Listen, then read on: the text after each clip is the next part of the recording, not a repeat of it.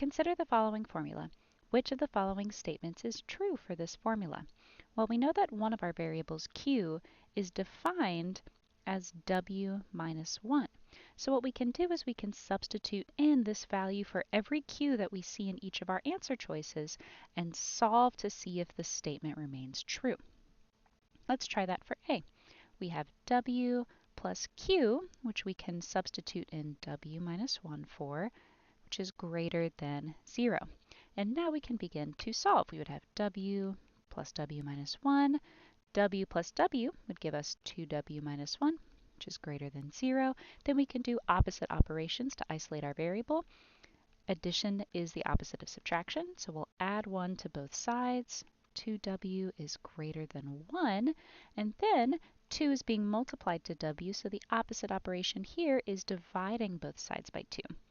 W will be greater than 1/2. In this case, this is too abstract for us to say this is the correct answer right away, so let's see if we can find a more concrete answer. We'll hang on to this. W is greater than 1/2. Now let's take a look at option B. We have Q, which we can substitute in w minus 1 for, plus w is greater than 2q, which we can substitute in w minus 1 for. Now we can begin to simplify. W minus 1 plus w is greater than distributive property 2 times w is 2w, 2 times negative 1 is negative 2.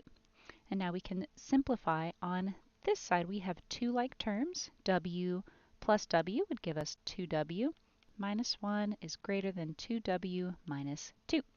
Now we can do opposite operations. 2w is positive, so subtracting it from both sides would be the opposite operation. Both of these would cancel, leaving us with negative 1 is greater than negative 2. In this case, we don't have a variable on either side of the inequality, so this is a definitive statement. Negative 1 is always greater than negative 2, therefore making this a correct statement and our correct answer.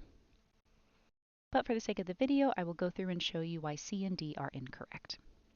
Now looking at answer choice C, we have w minus q, which we know is equal to w minus 1, is less than 0. Now when we go to simplify this, if anything in math exists, there is always one of them. So we can imagine a little invisible 1 outside of this parentheses.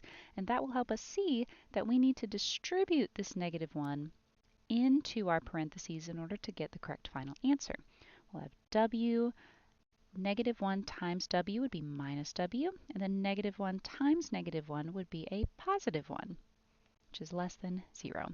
Now we can continue to simplify. W minus w would just give us 0, leaving us with 1 is less than 0, which is an untrue statement, making C incorrect. And finally, for answer choice D, we have q, which we know to be equal to w minus 1, minus w is greater than w minus q, which we know is equal to w minus 1. Now let's start to simplify. In this first set of parentheses, we'll have w minus 1 minus w is greater than w. If it exists in math, there's always one of them. So we'll put a 1 out here and do distributive property. Negative 1 times w is negative w, and then negative 1 times negative 1 will give us positive 1. Now we can simplify. We have positive w minus w on the left, which will just give us 0. They'll cancel each other out. And the same thing happens on the right-hand side. W minus w, they would cancel out, leaving us with negative 1 is greater than positive 1, which is an incorrect statement, making D incorrect. So now if we look at all of our statements, we can see that A, in its abstractness, we have no idea what the value of w could possibly be. It could be any value out there.